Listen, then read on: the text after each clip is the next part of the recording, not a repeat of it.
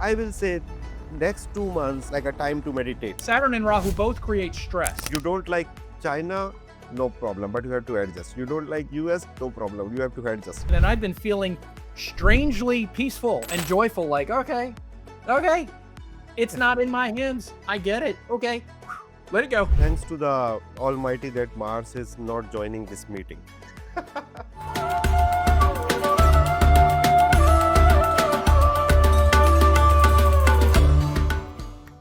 I'm Anjita, your host and an astrology enthusiast. On our channel, we always discuss important topics related to astrology and allied sciences with some of the world's finest astrologers, astrology teachers, and Vedic scholars. And today we have a very special podcast. Yes, ladies and gentlemen, 14th March 2025, the lunar eclipse, its significance, its socio-economical, political impact in countries across the globe. And to discuss this and several other allied topics, we have with us in our studios today two very renowned astrologers and astrology teachers. Sam from the American Academy of Vedic Art and Science and Sri Alok Khandelwal from Astrolok. Sam, a renowned Vedic astrologer and a scholar, is the founder of the American Academy of Vedic Art and Science. He has also authored a book titled The Ascendant 108 Planets of Vedic Astrology. Sri Alok Khandelwal is a renowned astrologer, astrology teacher, and entrepreneur of repute. He is also the founder and managing director of Astrolok, the premier institute in astrology consulting and teaching. Welcome, Sam, Alok, sir. A very warm welcome to both of you on our podcast. Thank you. So, today, Sam, like we were discussing, we will start with the lunar eclipse and its impact, and then we will go on to allied topics. So, my first question to you would be how do we define this cosmic phenomena of a lunar eclipse? And how many kinds of lunar eclipses do we see in the cosmos? Well, the lunar eclipse happens when the Earth moves in between the sun and the moon, right? And it happens on a full moon.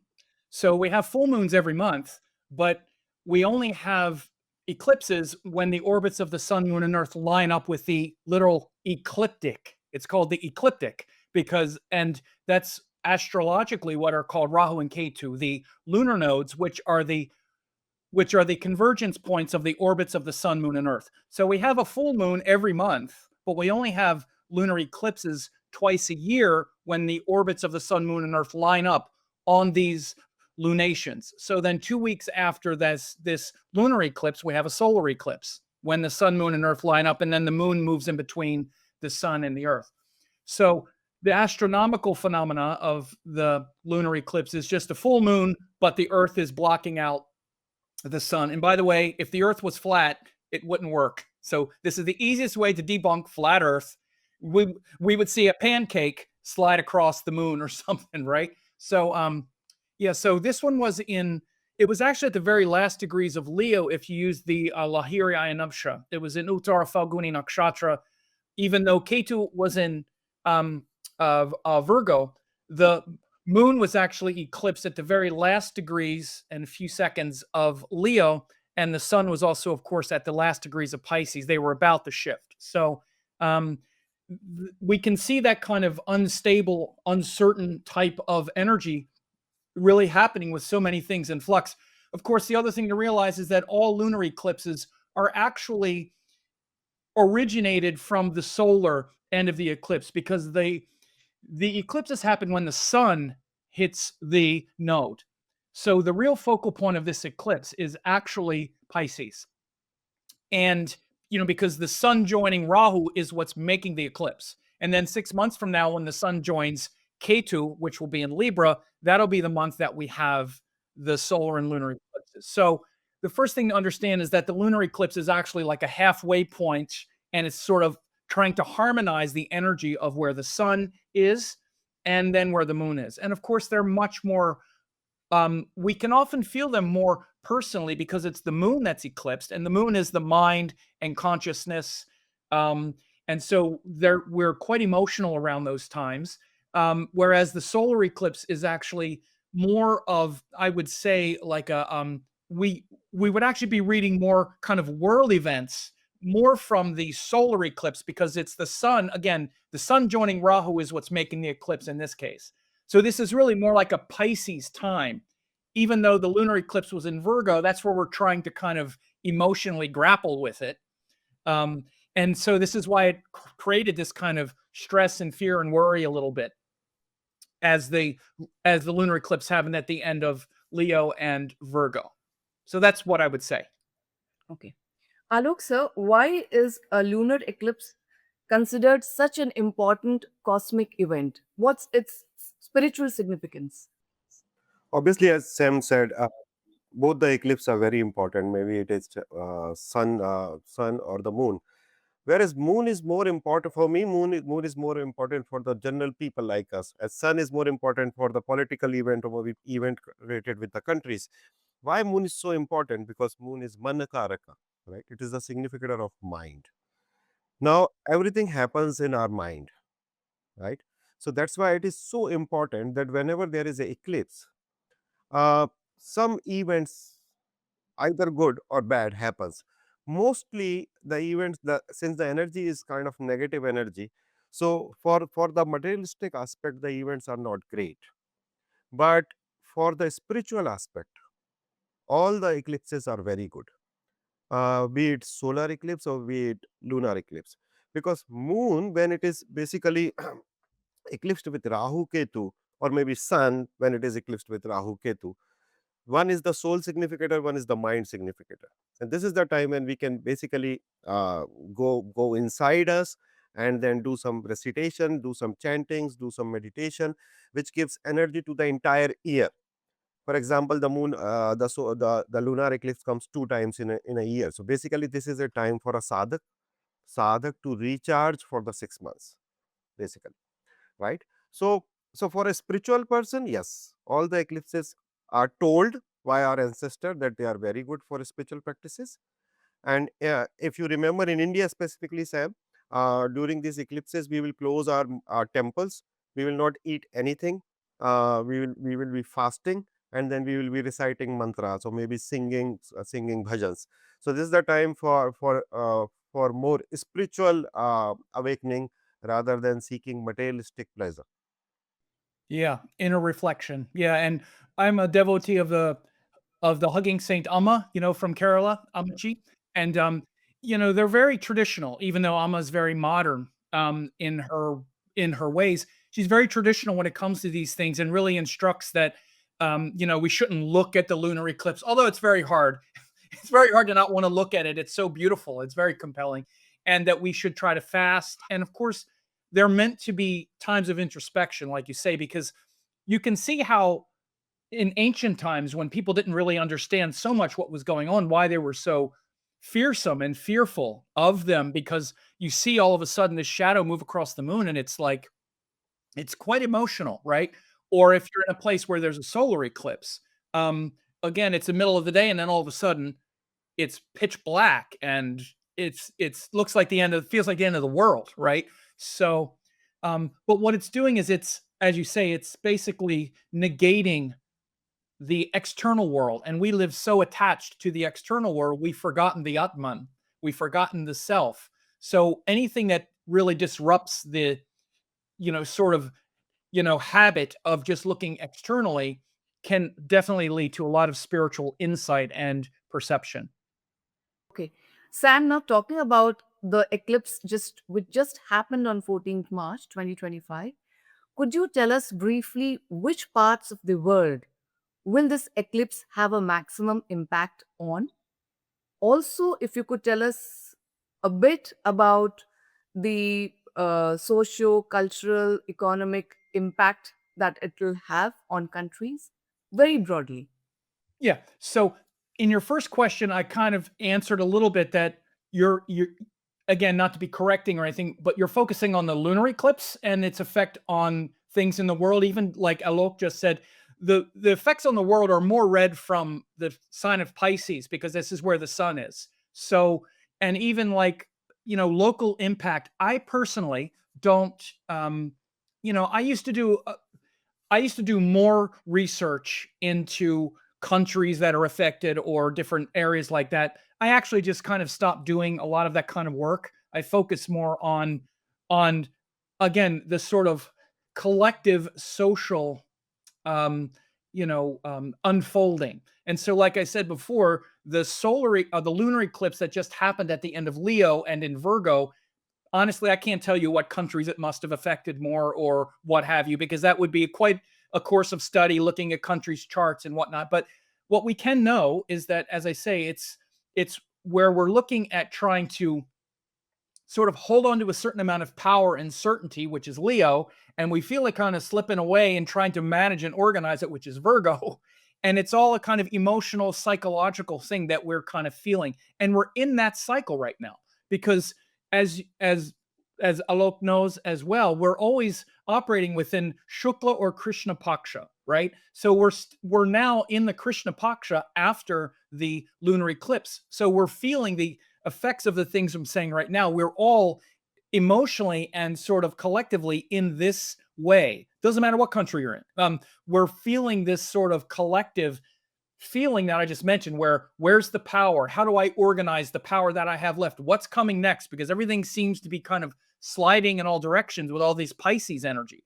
Again, the Pisces part is what's driving the eclipse because that's where the sun is joined the node, right? And then the lunar eclipse is like a reflection, like an emotional imprint happening. As Alok said, it's more the mind, and the sun is like the soul or the the body of what's going on.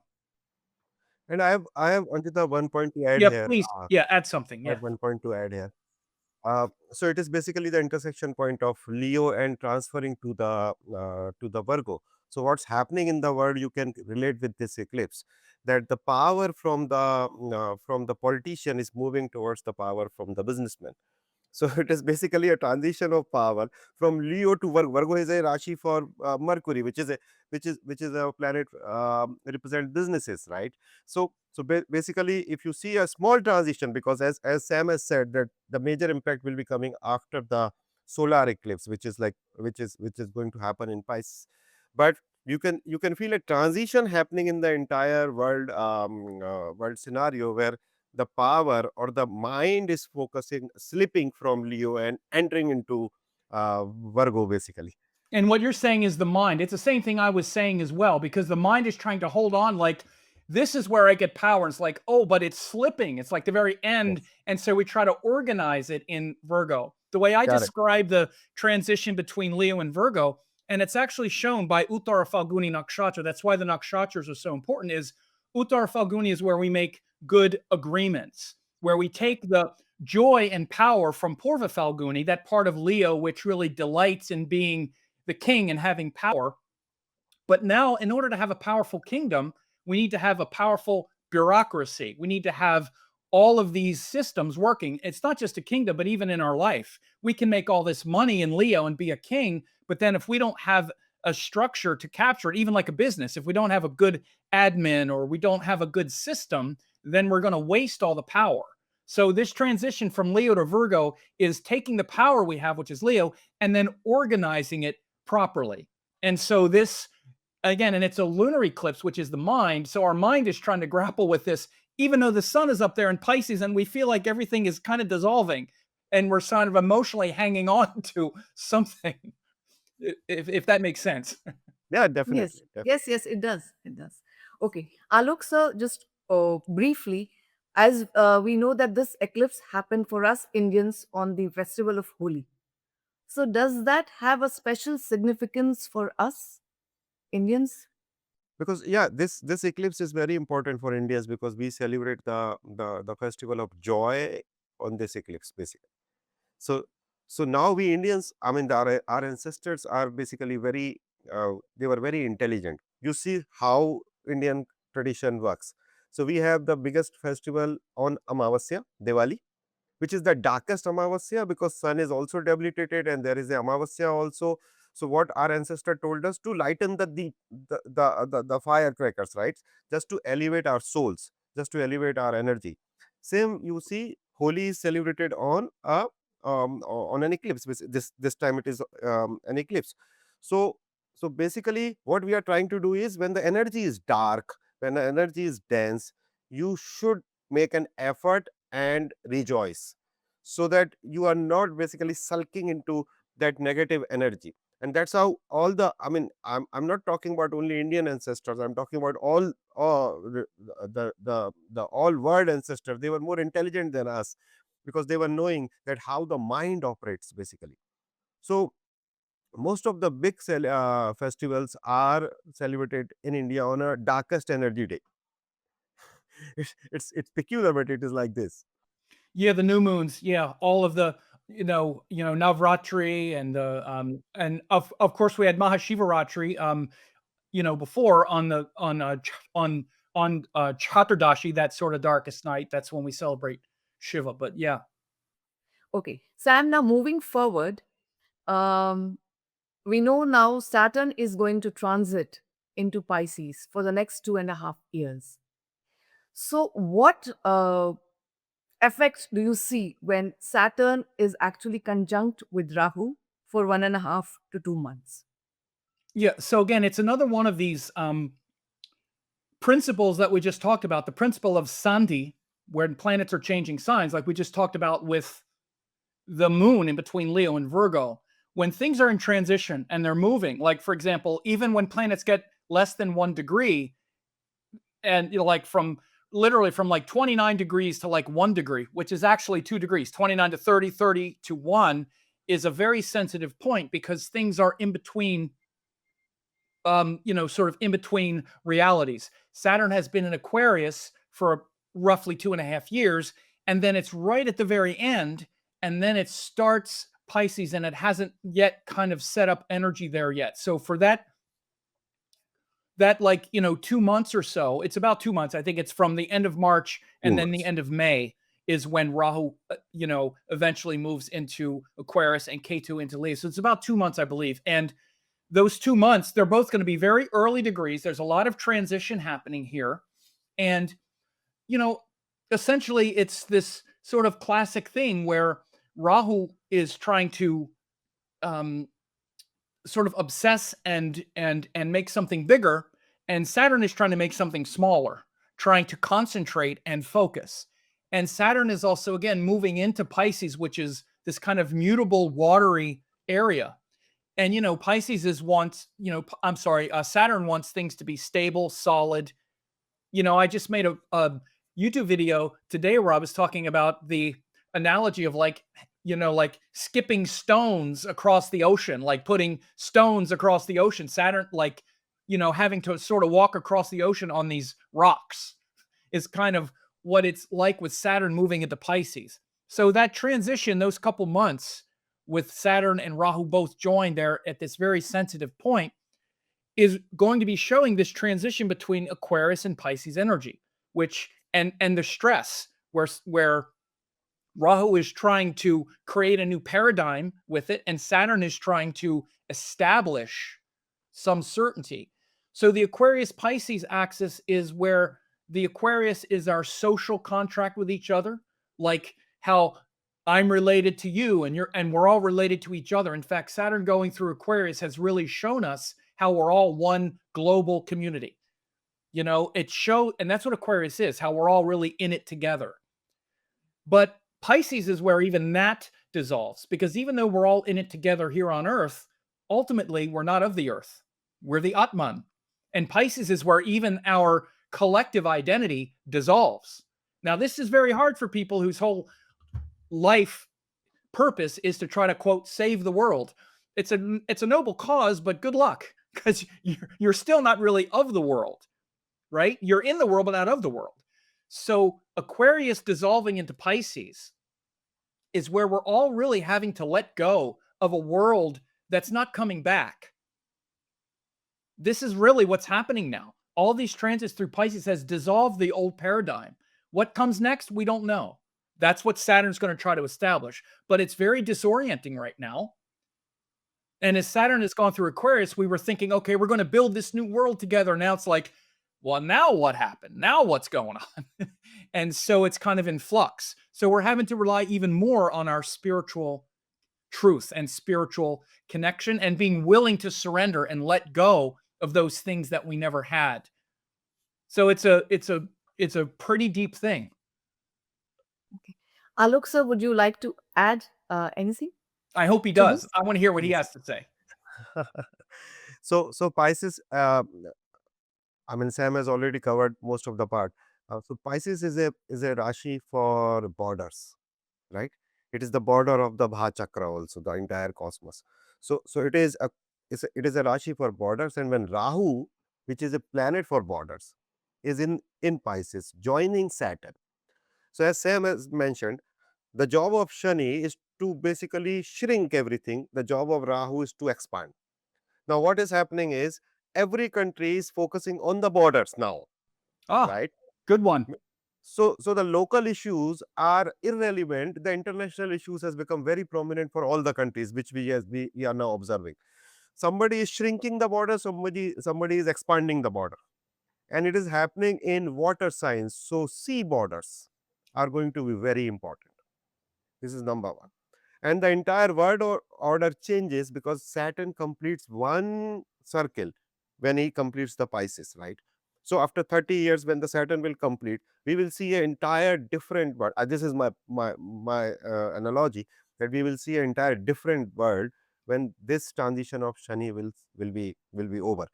Now coming to the 2 months transition or conjunction of Rahu and Shani. Now, these two planets are basically, no, Rahu is a planet for immigration. All the immigrants, you can see the world is basically fighting. The entire world is getting into Pisces, sixth planet, getting into Pisces, talking about only immigration. You see that? and this is going to be the most important subject for next few months, specifically till then when Rahu and Saturn is conjunct.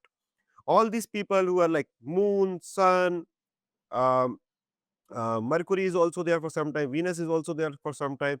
Everything is happening in Pisces along with Rahu. Now, what Rahu does? Rahu creates agitations. Saturn represent the public, the the below startup public. So I will see a lot of local agitation happening in different countries. Number one.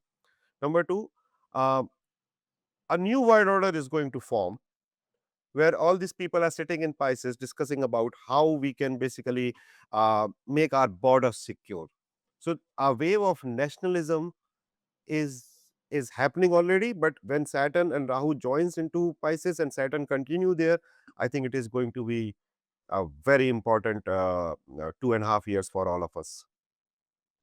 If I can also expand on this a little bit, that's a great way to see it relative to physical borders. But again, the other thing that's also happening, we have to look at is that Saturn going through Aquarius has also shown us, and Pisces is also, I was talking about, dissolving our collective identity as people or as cultures. But there's also this whole illusion that there's all these borders. Because again, we can make this big deal out of trying to keep people out of your country and your border and all this stuff. There are no borders anymore. These geographic countries, in some ways, simply don't exist. Look at what we're doing right now. You're sitting there in India. I'm sitting here. Where's the border? The borders have disappeared. Our financial our financial interdependence is not going to end. In fact, that's even going to dissolve even more. This is the other thing that's kind of dissolving. Pisces is about dissolving things. Look at things like AI and again, how these things are going to be used to completely dissolve the collective identity that we thought we had. This is the larger theme of what I'm talking about, and this whole illusion. Because frankly, I'll just tell you, I think this whole obsession that countries have over borders and geography and stuff like this is old thinking. This paradigm this is, I think, a big part of the paradigm that has to go. This is the part of the stuff that's getting dissolved. Like, okay, you want to try to build walls and do this and do that. Our country is vulnerable by cyber hacking, much more by some immigrant coming in and Yeah, coming over the border. We could just Correct. destroy your country. We don't have to go there. So Yep. again, these are the kinds of things also what you talked about is absolutely real. There's this external obsession. And again, that goes back to this Saturn, and the Saturn in Aquarius is also these leaders and these people and this culture that's thinking in this old way. Oh, we're in it together, so we got to preserve our country integrity, this kind of thing. But then it's going to go into Pisces, and we could see all kinds of wake up calls where it's like, okay, we were so worried about, Palestinians coming here or Mexicans coming over the border or this one and that one. And we just had our whole country, our whole culture undermined by a cyber attack. Or let's say something like another pandemic. Okay, do what you can to keep people out, but what if some flu circulates again? And we're all interdependent. So all of the paradigms are shifting. So I love what you said. It's very true, particularly this aspect of borders and our collective identity and things sort of dissolving into a new paradigm. And Saturn wanting some certainty, and Rahu saying, "Yeah, That's good fine. luck." But one And thing is that Saturn and Rahu both create stress. correct.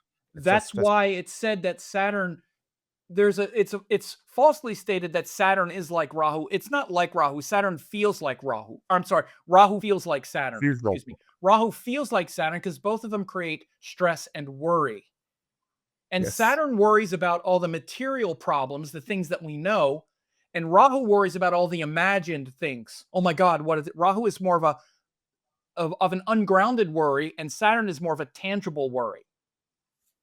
So we can also dissolve our worries. That's the best thing. Look, for spiritual people, listen, and this isn't just trying to put a happy face on it. One of the things is these planets coming in close right now. I don't know about you, but I've been feeling it, and I've been feeling strangely peaceful and joyful. Like, okay, it's not in my hands. I get it. Okay, let it go. And Sam, I want to add. I want to add that Pisces is a Rashi for ashrams. Yeah. Basically, it is a Rashi for meditation because it's a Rashi, and it's a Rashi for sleep also. So for us, this is the best time to meditate. This is the best time to chant 12 Akshari mantras and Yeah. meditation. And then, so all the spiritual people, they will enjoy this time. But people who are fighting for Yeah. wealth, maybe, or the lands, they can have some stress. And that's why you tell people to to learn to do meditation so that when it gets to be times like this, you don't have to try to learn to meditate when you're jumping out of your skin. I have Correct. Jupiter in Pisces too, so I'm kind of like, okay. Oh, you are Jupiter in Pisces. Wonderful. Yes, that's wonderful. Okay, Alok sir, now coming to you. As we know, before Shani transits into Pisces, we already have 4 planets there: Venus, Mercury, Sun, and of course Rahu. And they're all conjunct in Pisces. So indirectly, Jupiter is also involved. So what do you see? What kind of results do you see for this conjunction of these 4 planets in Pisces in relation to Venus, say for relationships, Mercury for trade, financial sectors, so on and so forth?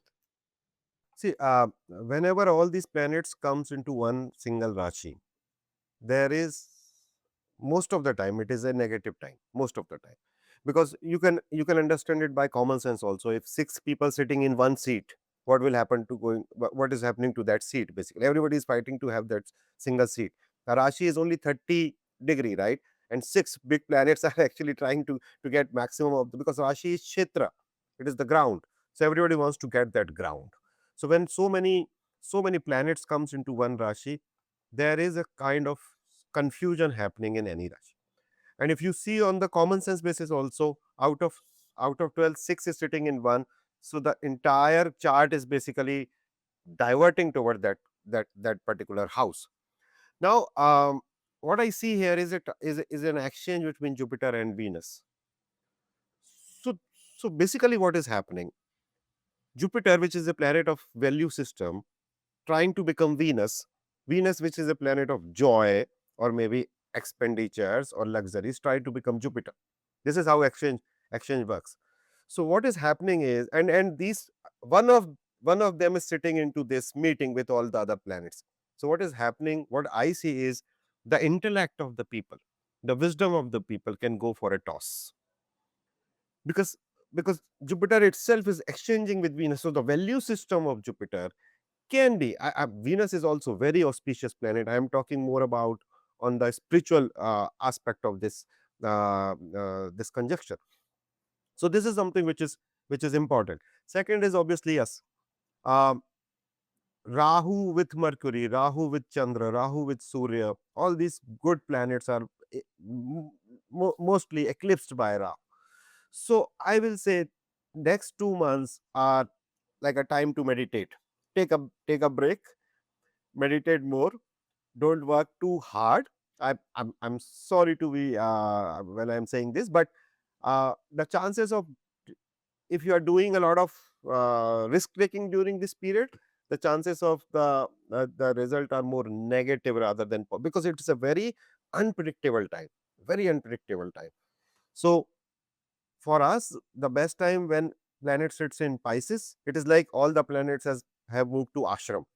So what the hell I'm doing here in my office? I should also move to ashram and take the darshan, basically, because 12th house is a house of ashram and moksha. So this is a time when we should focus more on the activity related with the soul and with my spiritual upbringing, awakening, rather than trying to get hold of something. As Sam has mentioned, it is a rashi of dissolution. So everything is anyways going to dissolve into Paramatma, which is sitting into Pisces, because that is the last Rashi of the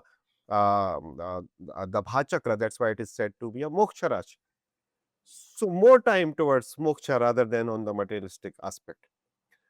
This is what I see in this conjunction, basically.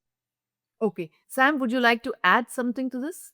Yeah, absolutely. He stated it beautifully. And one of the biggest, factors that's been happening actually since the end of January, since January 29th, from January 29th until May 15th, Venus and Jupiter are in an exchange. This has been going on, Venus and Jupiter exchange, again, since the end of January. So it's already been a month and a half. So when planets exchange, this parivartana, whether it's in the sky or in the natal chart or whatever, there's this dialogue that's going on. And these are what are called functional enemies. They're both givers, they're both gurus. Venus is the guru of the asuras, helping us navigate our desires, and Jupiter is the guru of the devas, helping us want to leave the world. Basically, Venus teaches us how to live in the world with people and be nice, and Jupiter's trying to teach us how to leave the world and transcend. And they're different goals. But one of the things is that they both have these desires. They're both givers. They both want to give us something. So in the midst of this directive to want to surrender and let go and meditate, this desires are getting pulled in because both of them are givers, and Jupiter's trying to give us something, and Venus is also trying to give us something. And when there's an exchange. It's a dialogue. It's like it keeps the energy active. So it makes it harder to actually detach from the sort of worldly things, but it's easier to connect with the spiritual things because that dialogue is there. Because again, Venus is also in very high dignity, and Venus is really the powerhouse here because Venus is in Pisces. Jupiter is in Taurus, where its vibration is a little bit denser. And again, Jupiter doesn't do well in Venus signs. Venus is exalted in Jupiter signs. So this is another thing to understand. When Jupiter is in Venus signs, it becomes a bit too sensual because Jupiter's not really about that. It's about, again, spiritual and about teachings and gurus and elevating our desires. So Jupiter is more pulled down into a bit of a materialistic realm. But it's also a great opportunity, as I've been saying since last May when Jupiter went into Taurus, to bring our spiritual practices out of the clouds and into our daily habits and routines, which is Taurus. So the great benefit here is that the exalted Venus in Pisces, exchanging with the Jupiter in Taurus, brings that kind of mystical cosmic nature of Venus down into the kind of practical realm of Jupiter and Taurus. Now, again, other than that, though, it can be creating a lot of inner conflicts around the desires, because Jupiter wants this thing, Venus wants this thing. But internally, it can really lead us into that place of surrender and letting go. That's the hardest thing to do in life, is to surrender and to let go, because we want to keep everything. And the hardest thing is to let go of those things that are already finished. That's why I said at the beginning, there's a world that's already changed, and we're being challenged to let go of things that aren't coming back and be at peace with it. So that's what I would say. And particularly highlighting the Jupiter Venus exchange is very important. And one more thing which I want to add here is, so when there is an exchange, what happens is Jupiter cannot harm Venus. Venus cannot harm Jupiter, because if you are sitting in my home, I am sitting in your home. If you hit me, I am also going to hit you. So in this situation, what happens is, even when you are enemy, you have to adjust. You have to adjust to each other, even when you are enemy also. This is the beauty of exchange, because Yeah. if you hurt me, I can also hurt you. Right. So this world order is also going to behave like this. You don't like China, no problem, but you have to adjust. You don't like US, no problem, you have to adjust. This is what is happening because of Jupiter Venus exchange, that even though we can, two countries or maybe few countries can be of exactly opposite philosophy, but they have to consider and sit with each other and have a dialogue, because these two planets, the biggest planets, are basically exchanging each other. Correct me, Sam, if I'm wrong. I mean, uh, Um, no, no, no. I wouldn't correct you. What you're saying about the exchange, is very important. That when planets are in each other's house, it's the exact analogy that I use too. Even if they're enemies, it's like, even, and when friendly planets exchange, they share a lot. So what happens with exchanges is that the things that they share get really get really magnified. For example, like Mercury and Venus share almost everything, so that exchange. But there's always things they don't share. But when planets are more inimical, then obviously the things that they share with, as I say, with Venus and Jupiter, they both share that they want to give something, but they give very different things.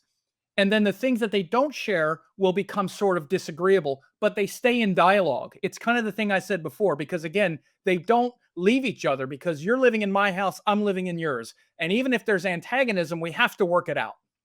yeah, that's what So I say. so it shows this dialogue that is constant. It keeps going. That's why I'm saying we can't just act like it isn't there. So it's a strong glue between these two planets in these two areas of life, but there's a lot of inner conflict around it that we have to understand. And this is how astrology helps us. Instead of just judging good and bad, we have to understand the nuances here and say, okay, there's this part, they're really trying to bring us, and again, it's why I also focused on Venus is really the queen, because more than anything, what we're really getting pulled in is to this concept of liberation, because the dignity of Venus is much higher. It's exalted and exchanging with the ruler. Jupiter's is a little more suspect, so the teachings might be hard to grasp. It might be hard to remember all the teachings and the guru's grace, because Jupiter is in Taurus. The vibration is more worldly, more materialistic. But the Venus in Pisces and all that energy in Pisces, the key is to surrender and let go and let that beauty unfold. And don't be so attached to like Jupiter, big Jupiter, conquests and sort of accomplishments, and especially money and things like that. So Jupiter and Taurus can be quite sort of materialistic. So we got to watch that aspect of it. That's how I would say it. Okay. Alok sir, like you said that, you know, conjunction of so many planets in one Rashi is not very conducive. It's suffocating. So when do you think these things will start easing out? So I mean, when Rahu and Saturn will be into different Rashi, this is one milestone, you can say. At least they are Okay. not together, creating chaos. This is one. Okay. Second is obviously, Jupiter right now. Jupiter right now is basically into Taurus, and when he will move to Gemini, although again Shatru Rashi, an inimical sign, but still, what will happen is Jupiter would be able to aspect all these planets. So, so Jupiter aspect is very important. As we always say, there is a nectar in Jupiter aspect. So the entire chaos which is being created by these five planets and Rahu Shani conjunction specifically, and then there is a solar eclipse, there is Amavasya also happening, everything is happening. So that can be, what I see, maybe Sam can add into this, what I see is that can be controlled sort of when Jupiter start aspecting basically, or maybe when Jupiter is coming into coming into Gemini. So this is what I see. I mean, I'm talking about more Rashi Drashti here, but still, when Jupiter is moving to Mithun Rashi, it is much better Jupiter than in Taurus, because uh, he is very unfriendly with Venus rather than with Mercury. So after May, I see that the things can improve. I'm Yes, sorry. Sam, would you like to add? Yes, Yeah, please. I totally agree with the with that analysis, particularly of Jupiter moving into Gemini is going to look the the reason it's a little better in this context is mostly because Jupiter rules dual signs and Mercury rules dual signs. So even though Mercury and Gemini have it's not a inimical, it's a friendly and a neutral relationship. There's still more harmony relative to Gemini and Jupiter because it's an intelligent sign and and the energy starts to move.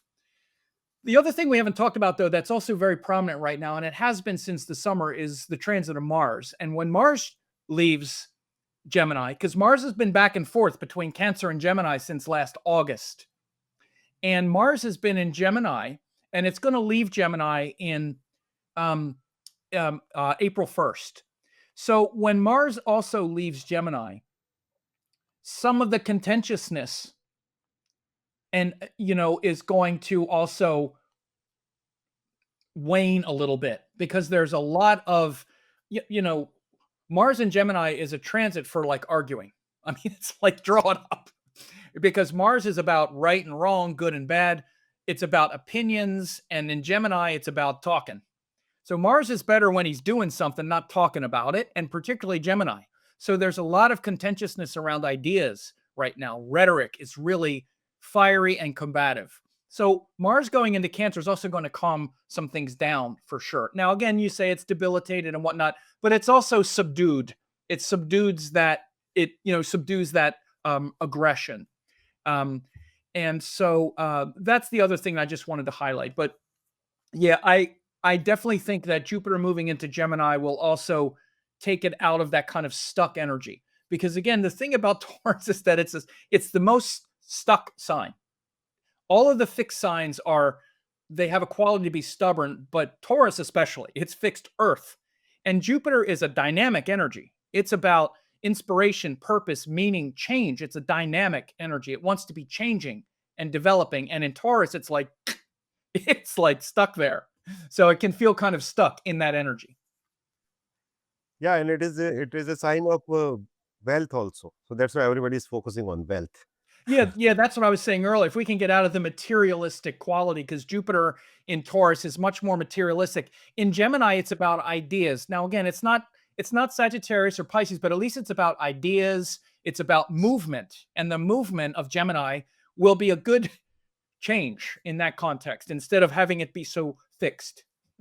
Alok, sir, would you like to add anything about this impact of Mars on this entire confusion that's being created?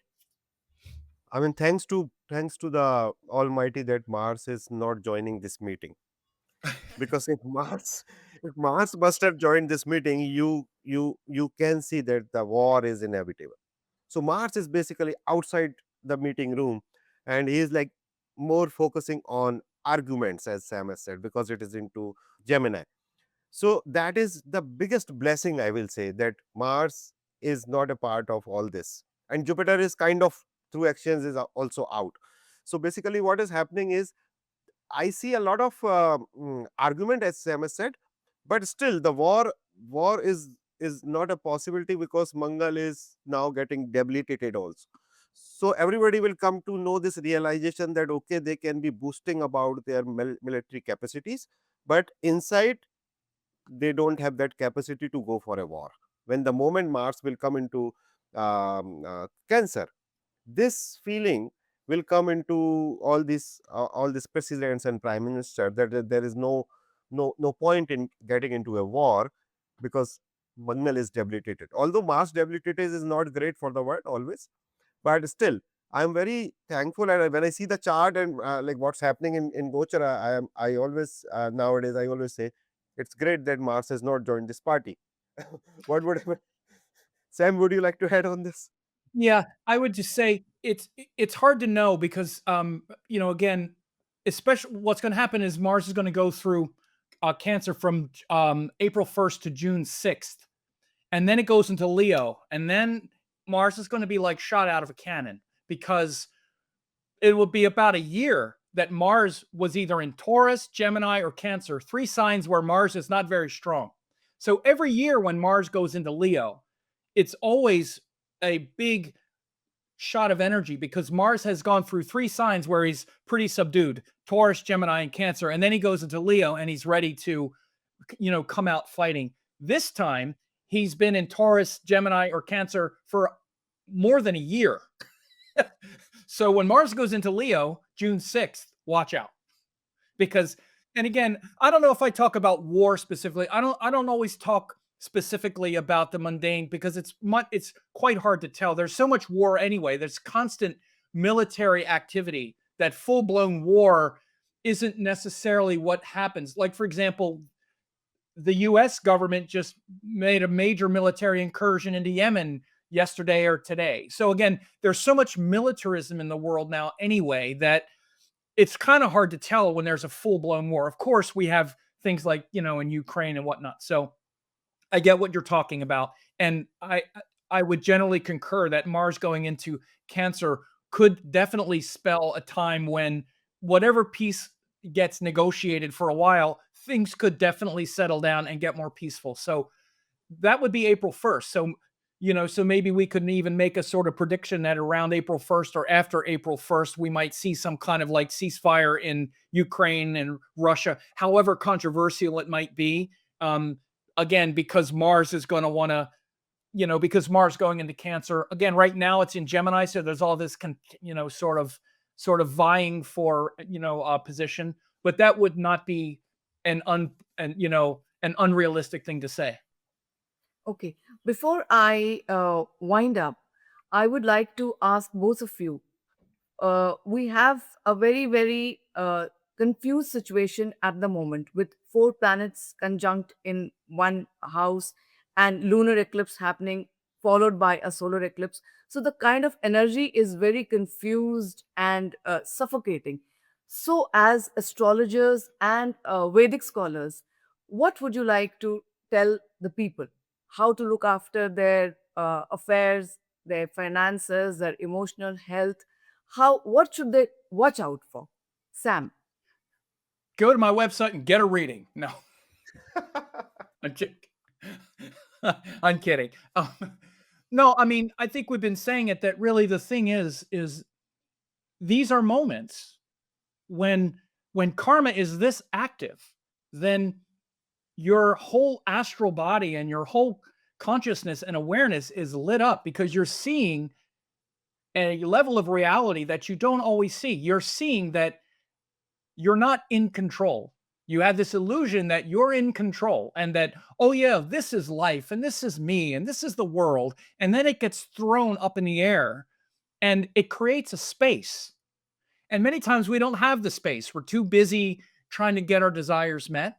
So what I would say is that in these chaotic times, and not just I would say it, but sages have said it from time immemorial, those are the times when God is most ripe, when the Atman is most revealed, when your consciousness and awareness is kind of the last thing you can fall back on because you're like, well, this isn't working this like I thought. So we can be introspective much more easily. And by the way, we really can. Saturn, Rahu, and all this Pisces energy, this is the spiritual juice. It doesn't come around that often. This is the time, baby. This is the spiritual juice. Pisces, Rahu, Saturn, the sun eclipsed. What more do you want to connect to the Atman? If you can't do it then, it's going to be hard. So calm down. This is the biggest thing. Don't make everything so emotional. We're not our emotions. Our emotions are just part of the ego, part of the matrix. You're the Atman, you're the consciousness within. And just be present, breathe, say the mantra, say the, do analoma viloma, do breath, do mantra, and connect to that peace and joy and stillness within. It never Very well leaves said. you. You just leave it. So it's there. One factor which we didn't consider, we discuss in this discussion is Atichari Brahaspati. So Jupiter is overspeeding. So it's a very important phenomenon because it is like overspeeding for 7 years. What will happen is people are ready to give up their value system. Whereas what Sam is trying to say is this is the time when we will not get these kind of time for spiritual practice. Now what is happening is everybody wants to get maximum spiritual result also during this time. So my advice is to keep calm. Jupiter is Atichari. So you can compromise with your value system, and when the planet is displaying this kind of energy as a human, and we can have some awareness, and then we can basically focusing more on our value system, what we were taught, what we are up, and what is the purpose of life, why what we are doing on this planet. And it will be difficult because of this Atichari activity of Jupiter. So this is a time when you should be focusing more on whatever religion you are in, but more on your traditional values and do some spiritual practices. And I will say every time there are so many phenomenon in the sky. Every time there is something happening. So this time will also go. But for a spiritual seeker, this kind of time rarely comes. So we can take advantage of that. This is my take on this basically. And the whole thing about just relax and surrender. Again, this is what Pisces is. It's not Pisces is where we are being challenged to surrender, to let go. Again, let go. And the only thing that keeps the ego and the illusion alive is our inability to let go of it. There's really nothing there. Doesn't even exist. It's not even real. But we won't let go of it. So letting go, like just surrender, relax, surrender. You're in the arms of the divine. Maybe it is easy. Maybe it's not that hard. Maybe it's not hard at all. Maybe it's the easiest thing ever. Just like a baby in the arms. Look at a little baby in her mother's arms. Totally at peace, totally trusting, totally surrendered. Visualize that. You're just a baby in the arms of the divine mother, floating in an ocean of cosmic love. Nothing to do, nowhere to go, right here, right now. It's all full. Nothing's wrong. Everything's perfect. Surrender, let go of all the rest. And it's actually true. It's not only just a nice thing to think, it's actually the truth. True. Okay, Sam, Alok sir, it was a pleasure speaking to both of you on the same platform today. And thank you so much for taking out time from your busy schedules and being with us here today and sharing your views on so many things that we have talked today. Thank you so much. Thank you. Thank you very much. Namah Shivaya. Om Namah Shivaya.